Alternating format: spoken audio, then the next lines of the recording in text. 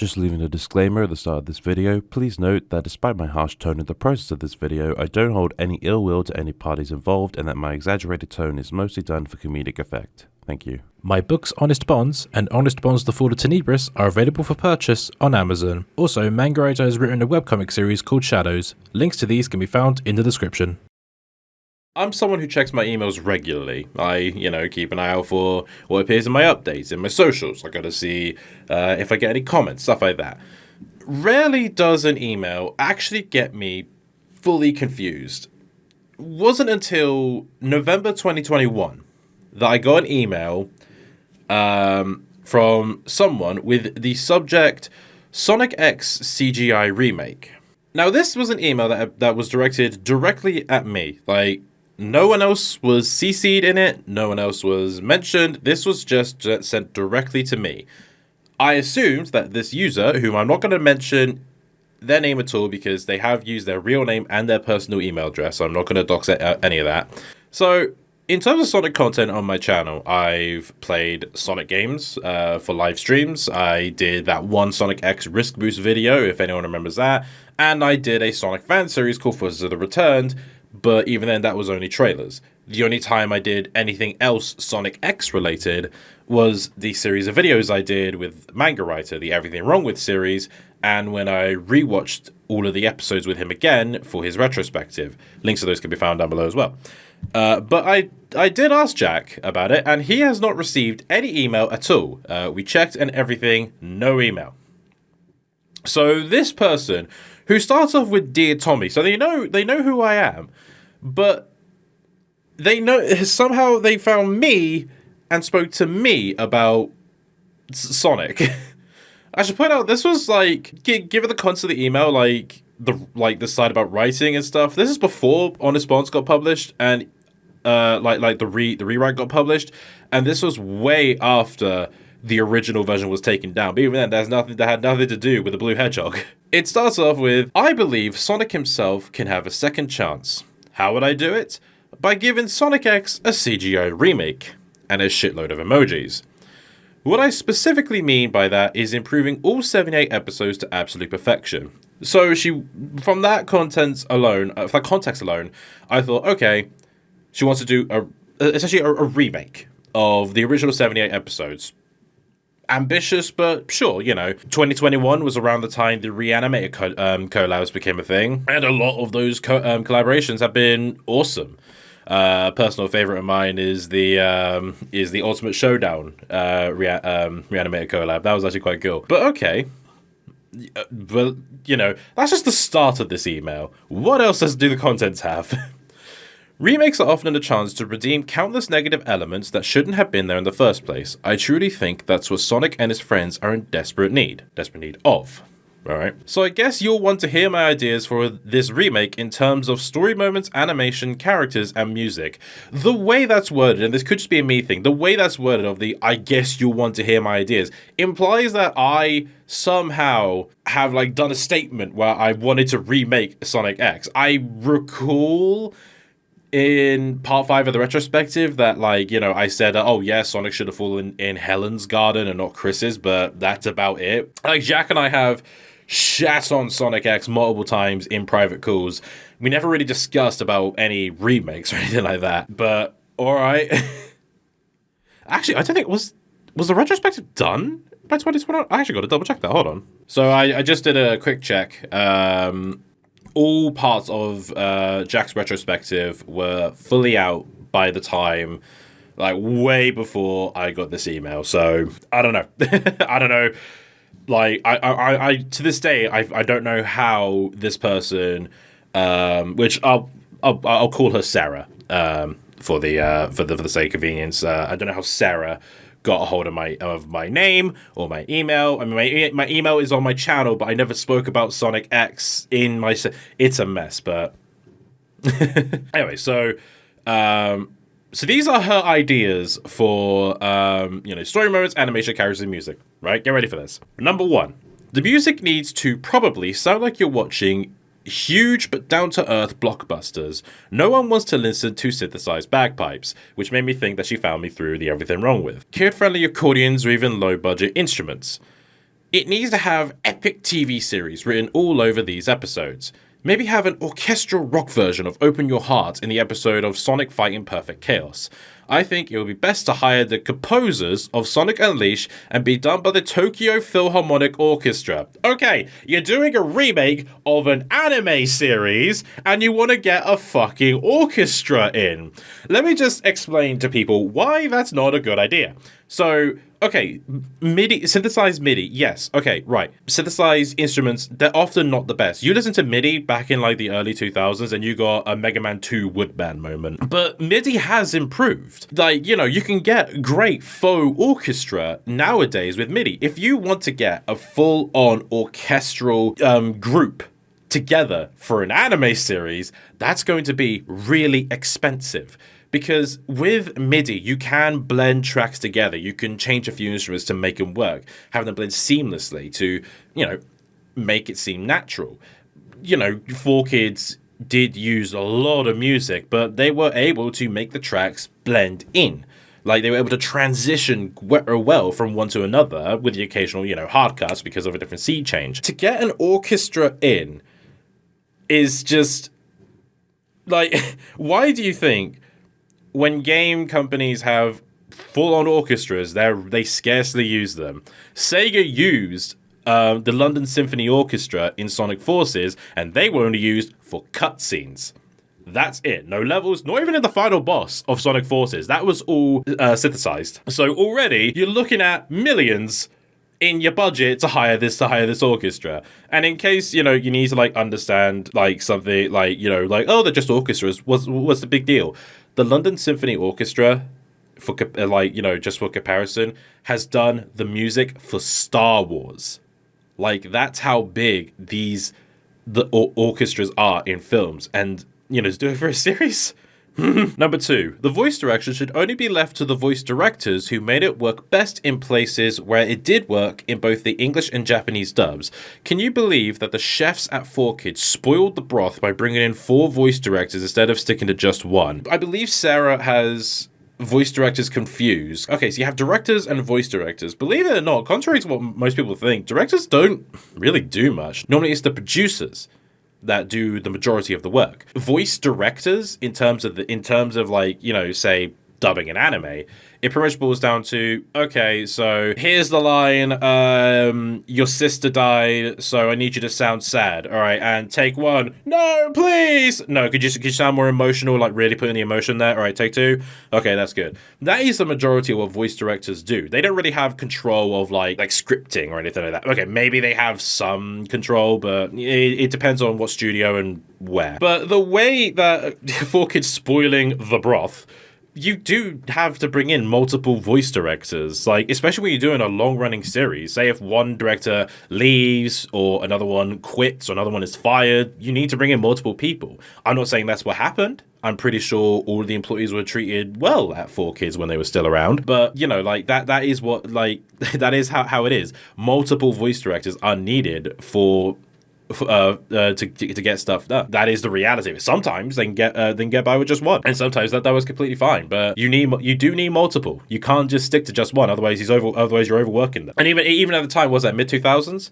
So what? 4Kids was dubbing Sonic X, Yu-Gi-Oh! GX. I think they were doing the Ninja Turtles, and maybe they were also doing Winx Club. So that's 4 series alone. And probably some others that I don't know, that I'm unaware about. I'm just purely guessing by estimations. What, you're gonna have one guy do that? Really? I'm pretty sure like one of their work schedules was like, okay, Monday I'm doing Sonic X, Tuesday I'm doing Sailor Moon, Wednesday I'm doing Dragon Ball, and Thursday I'm back to Sonic X. Okay. I'm sorry, Sarah. You gotta understand how the business works. I don't know how the business works, but I'm actually, you know, being very generous to 4Kids here. Number 3, for certain scenes, we could combine dialogue from both dubs. Okay, that sounds reasonable. Because sometimes a dub does things better than a sub. Not in terms of 4Kids, but in terms of, like, anime dubs. You know, you will get some hardcore weebs who will swear by the sub but go, you know what, that dub's alright. So, okay, and she provided 2 examples, so let's have a read. First case in point, the episode when Molly dies getting killed by the Meta-Rex and Shadow doesn't say anything before he shoots upwards to take out their armada. Whereas the 4Kids dub has him say, "I'll keep fighting too, Molly. Perhaps we will see each other again." Yes, in the original in the original sub, Molly died. Like, Molly was decimated. She was blown to shit. Which basically let out a silent rage of Shadow, because in a way, he respected Molly. Well, respect's a strong word, but I guess he admired her bravery despite fighting an unwinnable battle. And, you know, her goals. In a way, I believe he saw Maria in her a bit, which is like why he was a bit like, you know, close to her in a way. And in the dub, they cut out the death, and Molly it was heavily implied that Molly flew away. Like, she was able to escape the armada, and Shadow was able to destroy the ships, and yeah, he does say that, you know, "I'll keep fighting too, Molly." Basically, this is implying that, you know, she's still going to die, but Shadow is still going to make a promise that they'll meet again.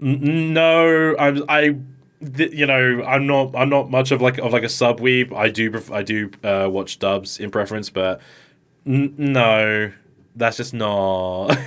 The silent rage shows more character. Like, believe it or not, you can show more character with silence than with actual dialogue. Sometimes the dialogue just ruins a moment. Like, you know, you don't, like, all emotion is just gone when a character talks. I'm trying to think of a good example off the top of my head, but I'm currently drawing a blank. But, you know, trust me, when you get that scene with the raw emotion and silence, it's like, fuck, that's amazing. Oh, that's blood. Second example. Episode 78, where Sonic is seen snoozing under a tree, and depending on which dub you listen to, either Dark Oak talks to Sonic about, "You're just gonna repeat the same cycle of warring." I don't think he said warring. Or Cosmo telling Sonic that she and her mother Earthia have found a new home and that the darkness has been all but vanquished. So what if we were to connect the viewpoints of those two characters by having Cosmo say, "Okay, Dad, I'll take it from here," before she tells her side of the resolution? Sounds perfect, right? No! Makes for a solid Darth Vader like "I'm your father" moment. What? Let's break this down, right? Sarah wants to keep, you know, the Japanese stuff in.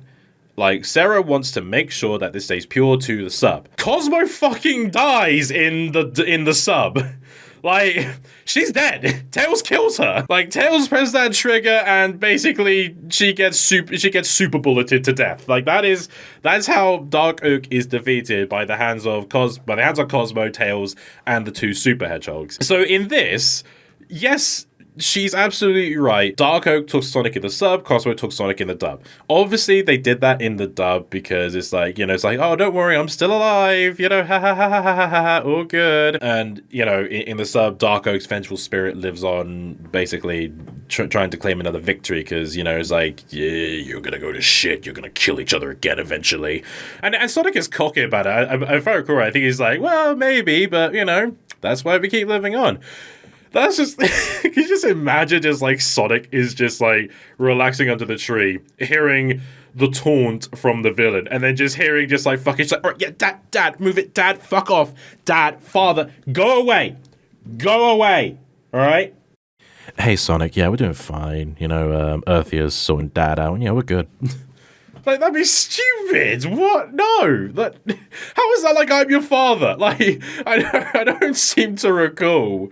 Like, fucking just Luke's there. Like, Luke is just there chilling with the Ewoks. Padme, like, fucking Darth Vader starts talking to him, just like, "Luke, I am your father." Padme comes in. "All right, go over there, Anakin. Don't mind your father, he's just a bit angsty now that he's dead." Who thinks that's a good idea? Point number 4. It's no lying secret that everyone, well, most Sonic fans, strongly abhor Chris Thorndike, which is why he'll be permanently non-existent in the remake, and 2 new human characters will help out Sonic and his gang. Enter Melanie Thorndike and her little sister Cheyenne. So you're aware of the problem that Chris Thorndike was well hated amongst the community. Very, very strongly well hated. And your response is to bring in 2 Thorndikes. You basically just went, "I know you really don't like this car, but don't worry, because I'll give you 2 cars instead. That's what you want, right?" No, you just basically just split the bag of shit and delivered it. Also, Melanie Thorndike isn't like Melanie and Cheyenne are unrelated to Sarah's real name, so I wouldn't say they're fully self-inserts, but Melanie is smart, intelligent, and performs actual teamwork to get missions done with Sonic & Co. So no more Chris. You could thank a certain Sonic fanfic. I have no idea about that fanfic. I'm not going to look it up. Way to shaft Cheyenne immediately. You describe Melanie. Smart, intelligent, performs actual teamwork. Smart and intelligent are two sides of the same coin there. They mean the exact same thing. Maybe she thinks faster, if that's what you're trying to imply, but smart and intelligent, they must not be the same thing. Chris is smart and intelligent. Maybe not as a child, but you forget, in the Meta-X saga, he designed shoes for Sonic to wear. He actually designed shoes, and he came up with, like, defenses for Tails and stuff in the Blue Typhoon. Like, you know, Chris didn't actually idly sit around. He did shit. And performs actual teamwork to get mission done with Sonic & Co. Right, so yeah, Chris did try to do teamwork. The thing is, with Chris, he tried, but he tried too hard. That was the problem. That was my problem with him, is that he was really trying to find a way to get himself involved in Sonic's adventures. And because of that, it became a bit of a detriment in some places. Like, you know, when he get involved, he's either going to be, you know, held hostage to make Sonic rethink a strategy, or, you know, he will just completely fuck things up, like when he gave Eggman all the Chaos Emeralds. And again, you described nothing about Cheyenne. Like, okay, Melanie Thorndike, all right, who's Cheyenne? Okay, she's Melanie's little sister. Define little. Like, is Melanie the same age as Chris? So is Melanie 12? So how old is Cheyenne? 11, 10, 9, 8, 7, 6? Is Cheyenne meant to be there so, like, Cream would have someone to talk to when they're in the mansion? Because I'm assuming this is going to be the same Thorndike mansion. You're not giving me enough to work with, Sarah. Like, you're not selling a character to me. It's like, yeah, sure. Like, you know, it's like, oh, he's this guy, right? He is stoic. He's brave. He's powerful. He's strong. He will fight anyone that dares come his way. And his son's there, I guess. I have an addiction to this shit, I swear. Also, just to add on another thing, using a fanfic to your advantage in this shit is not really a good selling point. Especially not to a studio, because Sega doesn't like fanfics. You could thank Ken Pender. You could thank a certain writer called Ken Penders for that. So if you were to say pitch this to Sega and go like, oh yeah, so I took inspiration from this fanfic, they'd probably tell you to fuck off. Just saying. Point 5. Keep the scenes that 4Kids cut out. I assumed you were going to do that anyway, because you're basing this on the Japanese version. When a company like them commits to this sort of wimpish cowardice, that's how it's written, it loses a vast amount of storytelling impact that it wants to go for, especially the death scenes of Molly, Yellow Zelkova, and Cosmo. Ironic as it may sound, you can't have an incredible story without losing characters you grow attached to. Yeah, you can, actually. It depends on how it's written. You can have a brilliant story that loses characters. You can have a brilliant story that doesn't lose people. As long as you do the story well and not make people think where it's like, oh, they're gonna die. Oh, no, they're not. How they do that? You know, oh, he hid himself to repair himself. As long as the story is told brilliantly, you can get away with it. But unfortunately, when you're doing something like dubbing an already established series and your contract states that you have to keep things the same, well, keep things the same, 4Kids, lawsuit. How did that lawsuit go, lads? You're obviously limited to what you have to do, and you have to do all these roundabout ways. If, say, they were to, they had permission to change things, like, you know, say, like, they had budget to reanimate stuff, and they could have easily worked around, I'm sure it could have worked. But the problem, yeah, so, like, to say that you can't have an incredible story without losing characters, yes, you can. You absolutely can. Just make sure it works right. Number 6.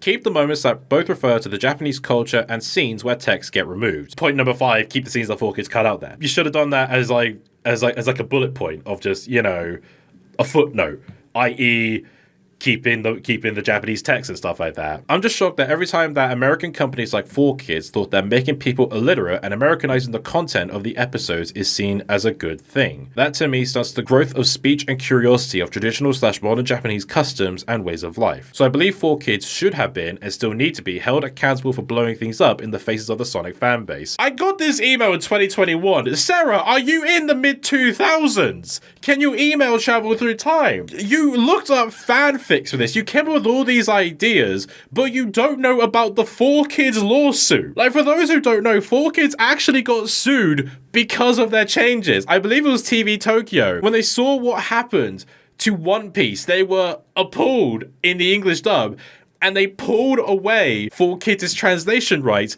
and they sued for unpaid royalties. 4Kids lost the lawsuit. They're now, like, the only reason they're still around is because Konami bought them, and all they do is just translate Yu-Gi-Oh cards and any Yu-Gi-Oh anime. That's all they do. They were held accountable. They basically were held accountable.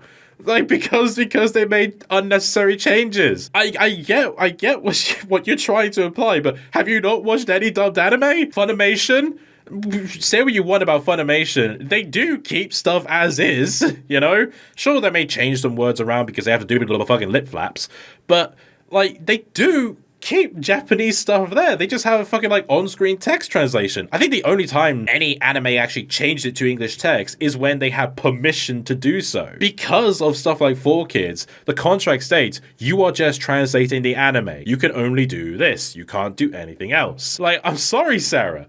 Help me understand. How far behind of the news are you? Like, do you look up 4Kids anymore? Like, have you not Googled, like, 4K media? Like, anything at all? I don't get it. It just seems like she has only, like, seen just Sonic stuff, and that's it. Hasn't looked up anything else. You know, just like, okay, I've locked up in a room. Her PC filters out everything that isn't Sonic. And before 2010. I'm getting very mean with this, I'm aware, but it's the fact that it's like you did a redundant point about, you know, like mentioning I think it was just another excuse to just punch 4Kids down a peg again. We all hate 4Kids, all right? Everyone hates 4Kids. Yu-Gi-Oh fans hate 4Kids. Pokemon fans hate 4Kids. Fucking, I'll eat my fucking jelly donut in a bit, all right? Point number 7. Give Sonic lightning bolt highlights in his furry hair. Basically, just adding in the film, the film lightning stuff. Sure, all right. It could be interesting. Like maybe I can see it work like maybe that's like sort of like a boost when he grabs like the rings. Like if you have it there all the time, it'll probably get a bit stale. But you know, just have it when he grabs a ring. That could be cool. Point number 8: have the steering wheels of the S Team resemble Dreamcast controllers. So I don't drive a car. I don't have a driver's license. Not that I failed any tests, driving lessons are too expensive, so I can't drive right now. But I have done arcade racing games, and you know, when you drive, you kind of want to have a good grip on a solid thing like a steering wheel. If you use a video game controller, and you're driving a car that the S-Team drive, that can probably drive hundreds and hundreds of miles an hour, you're going to want to keep a good grip. Formula 1 cars, they have those racing steering wheels where it's like a bit of a side grip, but, you know, you have more control over what you do. Dreamcast controllers are small. And, you know, I want people to do it, like, you know, obviously, I wouldn't want people to do this. I don't want people to crash and die. But if you can drive, I would love to see you just, like, try and drive with something like this as a steering wheel. I know this isn't, I don't own a Dreamcast controller. Shocking, I know. But, like, any controller, Xbox, like whatever, and try and do all that like precise steering stuff with a thin controller that you don't even have good grips on. Like, you know, you're not going to be able to have as much control as you want because it's a small thing. You're just going to break your arm. Whereas, you know, if you have a steering wheel, you can make those wide turns more comfortably. You can, you know, boom, 180. No, I'm sorry, I disagree with that. Okay, what? Like, okay, you like the Dreamcast because that's Sonic Adventure 2?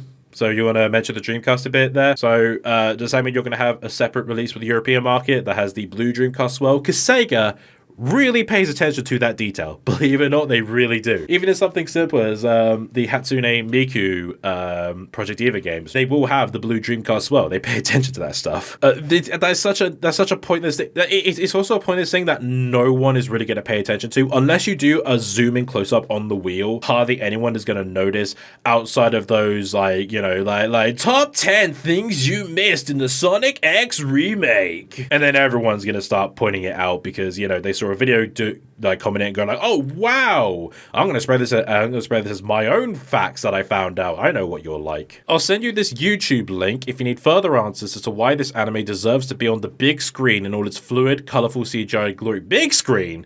Wait, so is this a remake of the episodes or is this a film? Because you were promoting it as episodes, but now like big screen means cinema. So what, you want to do all 78 episodes and then you want to do a fucking film to tie it in?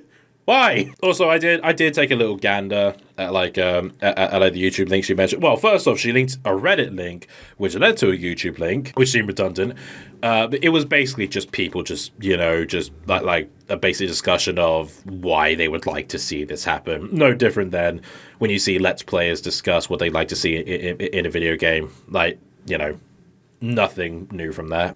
Basically, a podcast, because she mentioned the podcast team on and their Spotify. I'm not gonna bring the links on screen. I'm not using any of their material, not because I don't agree with them. I just don't want any unnecessary harassment to go their way. Let's now go on to my major story ideas. So these are the major story. So as well as keeping things the same, she's going to be making some changes. These are her big story changes that she wants to do for this remake, right? Number 1, wedding scenes for Tanaka and Topaz and Melanie and Danny. So she's already shipped her OC with one of the canon characters, and it's Danny. Arguably, I say the second least important friend character who had the second least amount of character development. I think Francis and Helen had more character development than Danny did, but already she's shipping Melanie with Danny for some reason. So I guess they're gonna have a lot more interactions in this remake. I do agree with Tanaka and Topaz getting married though. I 100% fully support that.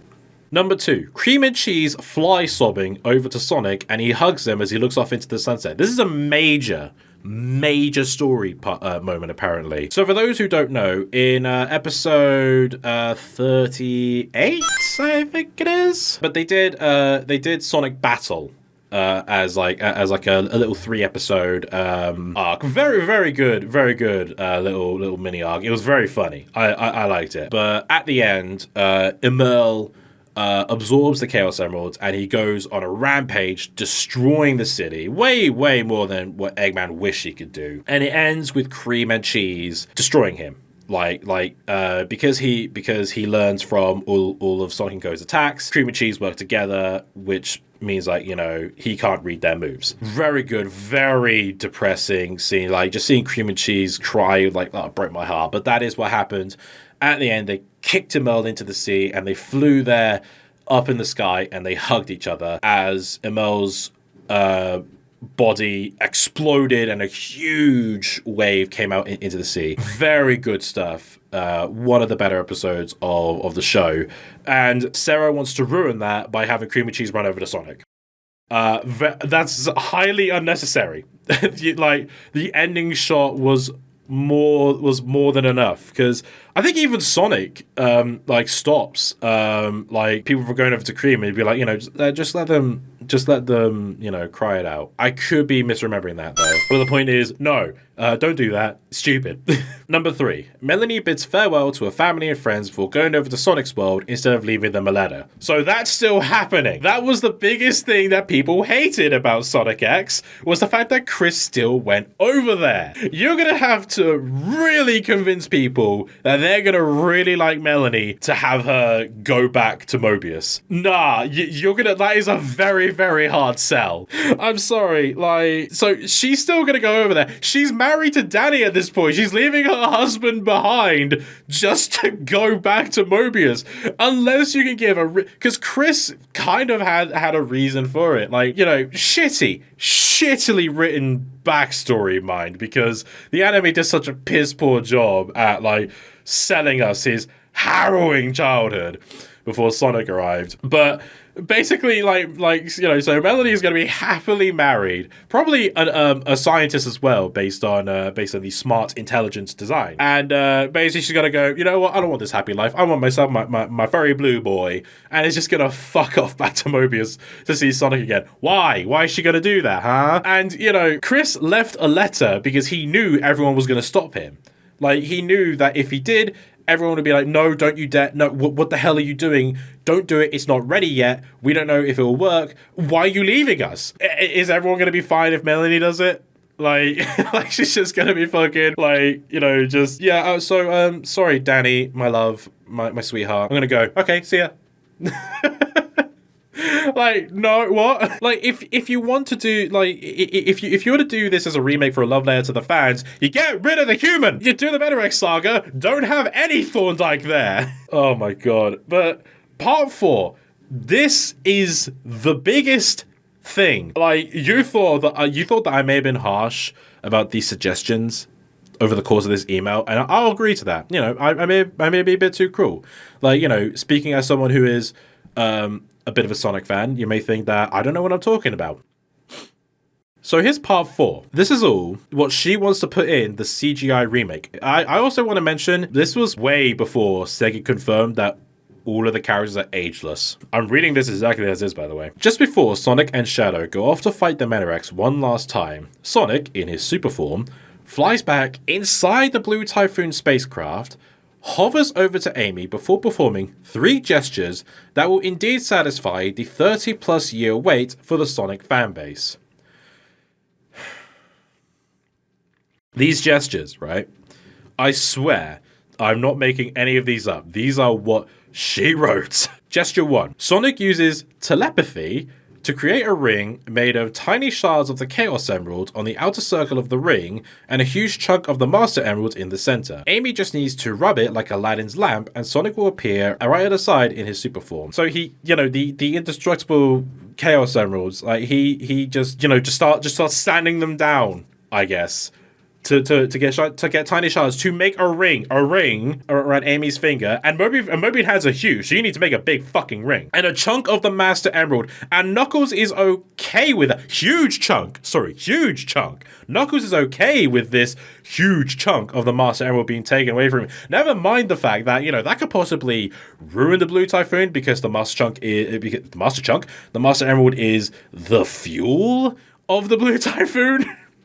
So I guess in a way that would be like if Sonic just like cut a hole in his in the petrol tank of his car and, you know, just makes it into a ring. Bearing in mind, while this is happening, I should point out they're in their super forms. Cosmo's probably dead.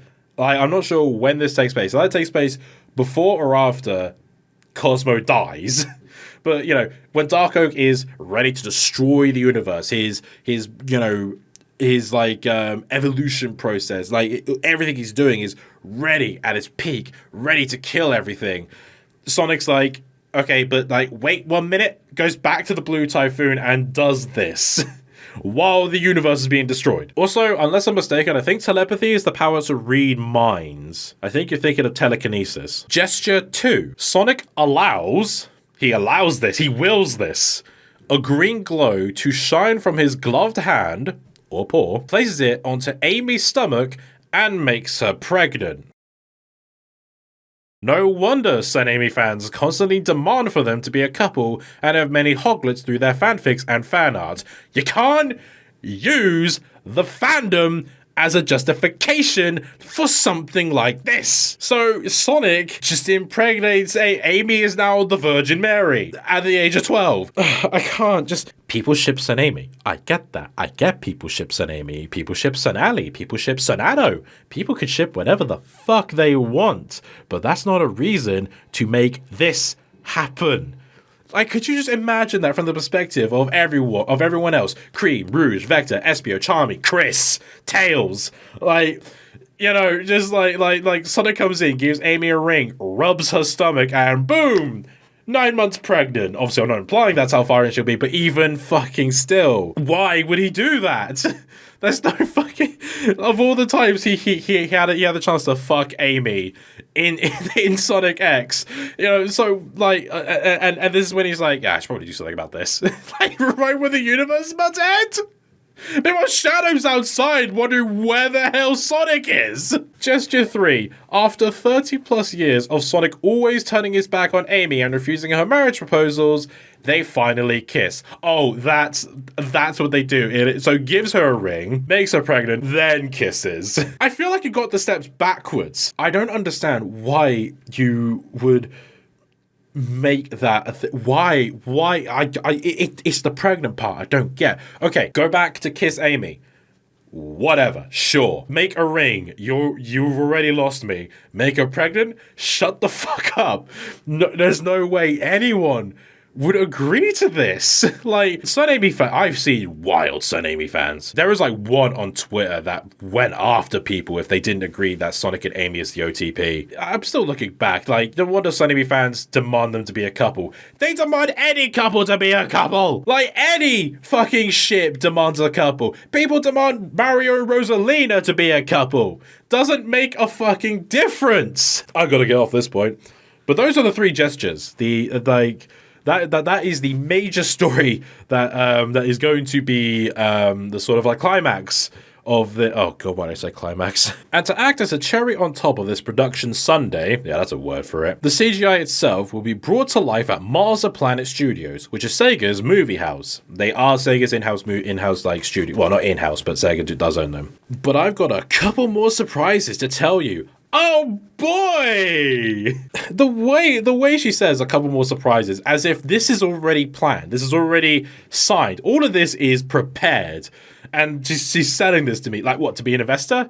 The look of the CGI will be decided and helped out by Blur Studios, the same company that did the CGI cutscenes of Sonic 06 and Shadow the Hedgehog. In figuring out which CGI style would look the best, the last surprise, the last one, is also the most essential when it comes to narrative inconsistencies, which is why I want to bring in the head honchos from Pixar Studios. They ought to be the ones to clear up one too many plot holes. So let's break this down, shall we? You have Marza Planet Studios, Blur Studios, and Pixar all working on this. Marza does the animation, Blur decides the art style, and Pixar does the writing. I don't know if anyone ever knows this, but when Pixar first started, they did not have writers. They were just animators. They didn't really have a writing team. They just went with shit as it went. I don't think it was until Toy Story that Disney said, right, you need writers. What the fuck is Pixar gonna do? Inconsistencies and plot holes? Everything has plot holes. You can't make an airtight thing. Like, no matter how perfect it will be, there will always be cracks. Like, even Pixar stuff has plot holes. Why would Pixar want to come in on this? You know, you bring in Pixar, the first thing they'll probably say is get rid of the fucking pregnant hoglet. That'll probably be the first thing they'd say, I'll be honest with you. Marza Planet Studios, sure. I can agree with that to an extent. I don't see any problems with that. They've made great stuff. I believe they did the CGI cutscenes and the art style for Sonic Unleashed. You know, the ones that everyone praised for how amazing they looked. Especially the opening cutscene, Sonic Unleashed. And you're going to ruin that by bringing in the team that did the cutscenes for 06 and Shadow the Hedgehog. I seem to remember people hating the CGI in those. They were fine. But then when Sonic Unleashed came in, everyone went, "Oh, that's how the game that's how the game should look." But they're choosing the art style, the CGI style. Sorry, you can't really just do that, can you? Like, you can't go to a studio and expect them to suddenly change up their style. Like, you can't go to, say, Pixar and say, make your film exactly like a DreamWorks film. Because that's not their style. That's not how they do things. You know, you can't go to Toei Animation and have them do a style in the same way as Madhouse. Like, it's not something you could just do. You get one team to make the animation, and the other teams are just going to ruin it. Because then you'll just be bickering as to what works the best. All the while, you're getting a fourth company, the Tokyo Philharmonic Orchestra, in to do the music. This is going to be a very expensive reboot. 3D is considered cheap. Like, 3D is often considered a cheap way of making a cartoon show nowadays, because, you know, you don't need to do much you don't need to hire artists to draw backgrounds. You don't need to bring in any new like you need less animators and you need artists, basically. And 3D can be made quicker. So, okay, have Marza Planet Studios do the animation. I don't see any problems with that. They're a Japanese studio. Then you bring in the American Blur Studios and the American Pixar to basically tell the Japanese how it should be done. Here's the thing you may not know, Sarah. Japan doesn't like the West. Oh, they like the West's money. They love our money, but they don't like us. There have been multiple reports on people who have moved to Japan to, live there and actually work, actually make a living. And basically, the Japanese won't tell them to fuck off, but they will make sure their life is a living hell to make them want to quit. Basically, the only time anyone in the West is actually useful in Japan is if you're teaching English, and that's it. The Japanese companies believe that they can do things themselves. You may see it as racial profiling, and I'm not going to get into that debate here and, save that for the comments. I'm not going to get involved. But, they do what they do, and to have a bunch of Americans just come in and go, y'all need to understand, you ain't doing it right, y'all gotta do it like us, they're probably going to want to dip out of the project immediately or half-ass it to high hell. And keep in mind, I'm speaking as someone who wants to work with the Japanese. My series, if it ever becomes big, I would love for it to be done by a Japanese studio. I know they're going to treat me like shit, but I still trust them more than I trust Hollywood.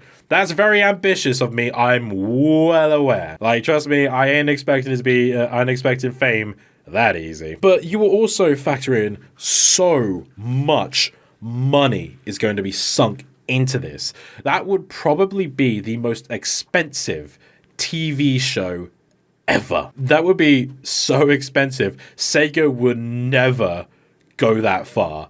I mean, I say that, and there was like an article about, was it $800 million going to like a new like Hollywood style series that they invested money into. That's still risky on their own as is. Sega doesn't have a lot of money. If you were to try and pitch this to Nintendo, maybe Nintendo could afford it, but Sega? No. And to get all of these companies involved, it's impossible. I'm sorry. You're ambitious. I love the ambition, but that's why this stays in the pitch, because the moment you actually like look at the numbers, you're going to have to backpedal a lot to make something actually work. And then you're going to realize that all of your ideas gone. Sonic gets Amy pregnant? No, not anymore. Melanie Thorndike? Fuck off. Everything else, like Dreamcast controllers with the steering wheels? Steering wheels. But there's a little bit more to this. Don't worry, it's nothing else bad. Although there is a bit at the end that interests me. So let's take what was great about it and make it greater. It's time for Sonic fans in this day and age to love the fastest thing alive all over again, if not even more. In fact, I'd be so ecstatic should you choose to join the production team at Marza Planet Studios. The same goes for the rest of Sonic X's 4 Kids productions that I forgot to mention. Please pass this message on to them. Let's leave a Hedgehog legacy for the generations yet to come and honor Sega's name. Sarah. Now, I don't work for 4Kids. I've never worked for 4Kids. So that got me curious. So I did a quick search on this. I thought maybe there was a Tommy in the 4Kids writing team. I couldn't find anything. I thought maybe a Tommy Williams in the writing team, and no.